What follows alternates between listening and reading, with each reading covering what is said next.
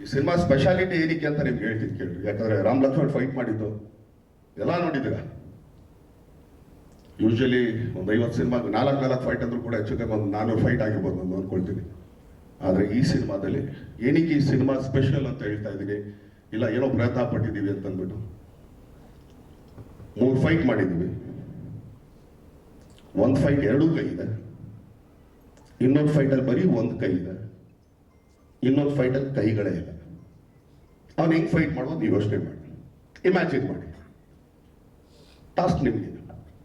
But 3 ಫೈಟಲ್ಲೂ 3 ಥರ ಇದೆ.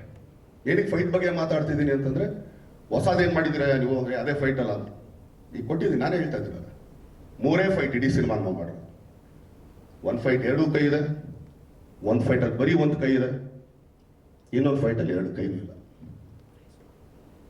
So ಇಷ್ಟು ಸಾಕು ಅಂತ ಅನ್ಕೊಳ್ತೀನಿ. ಏನಕ್ಕೆ ನಾವು ಸ್ಪೆಷಲ್ ಅಂತ ಹೇಳ್ತೀವಿ ಅಂತಂದ್ಬಿಟ್ಟು, ಎಲ್ಲರೂ ಸಿನಿಮಾಗಳಲ್ಲಿ ನಾವು ಅನ್ಕೊಳ್ತೀವಿ ಹೀರೋ ಎಂಟ್ರಿ ಅಂದ ತಕ್ಷಣ ವಾವ್ ಡೂಮ್ ಧಮಾಕ್. ನೀವು ಫಸ್ಟ್ ಸಾಂಗ್ ನೋಡಬೇಕು ಅಂದ್ರೆ ಹೆಚ್ಚು ಕಮ್ಮಿ 20 ನಿಮಿಷ ಕಾಯಬೇಕು. ಫಸ್ಟ್ ಫೈಟ್ ಬರಬೇಕು ಅಂದ್ರೆ 40 ನಿಮಿಷ ಕಾಯಬೇಕು. ಅಲ್ಲ ತಪ್ಪೇನಿಲ್ಲ ಚಿನ್ನ, ಎಲ್ಲ ಇಮ್ಯಾಜಿನ್ ಮಾಡ್ಕೊಳ್ಳಿ, ನೋ ಪ್ರಾಬ್ಲಮ್. ಯಾಕಂದ್ರೆ ಅನ್ಕೊಳ್ತೀರಾ ಹೀರೋ ಈಗ ಒಂದು ಸಾಂಗಲ್ಲಿ ಬರ್ತಾನೆ, ನಾವು ಫೈಟಲ್ಲಿ ಬರ್ತಾನೆ ಅಂತ. ಅದೇ ಕಂಟೆಂಟ್ ಅಂತ ಏನಕ್ಕೆ ಹೇಳ್ತಾ ಇದ್ದು ಅಂತ ಈಗ ಅರ್ಥ ಮಾಡ್ಕೊಳ್ಳಿ ಅಂತ ಹೇಳ್ತಾರೆ. ಯಾಕಂದ್ರೆ ಅಷ್ಟೊತ್ತೆಲ್ಲ ಮಾತಾಡಿದ್ರು ನಿಮ್ಗೆ ಓಕೆ ಇದು ಒಂದು ಹಿಂಗೆ ಆಬ್ವಿಯಸ್ಲಿ ಪಾಪ ದಿನಕ್ಕೆ ಆಕ್ಚುಲಿ ಇಲ್ಲ ಅಂದ್ರೆ ವಾರದಲ್ಲಿ ಒಂದು 10 ಪ್ರೆಸ್ ಮೀಟ್ಗಳು ಹೋಗಿರ್ತೀರ. ನನ್ ಸ್ಪೆಷಲ್ ಎಲ್ಲರೂ ಹೇಳಿರ್ತಾರೆ. ಈಗ ಒಂದು ದರ್ಶನ್ ಸಿನಿಮಾದಾಗ ನೀವು ಸರ್ವೇ ಸಾಮಾನ್ಯ ಎಲ್ಲರೂ ಏನು ಅನ್ಕೊಳ್ತೀರಾ, ಎಲ್ಲ ಒಂದು ಫೈಟ್ ಒಂದು ಸಾಂಗಲ್ಲ ಬರ್ತಾರಪ್ಪ ಅಂತ ಅಂತೀರ. ಅದಕ್ಕೆ ಹೇಳೋದಲ್ಲ, ಫಸ್ಟ್ ಸಾಂಗ್ ನೋಡೋಕೆ 20 ನಿಮಿಷ ಆಗಬೇಕು, ಫಸ್ಟ್ ಫೈಟ್ ಬರೋದಕ್ಕೆ 40 ನಿಮಿಷ ಆಗಬೇಕು ಅಂತೇಳಿ.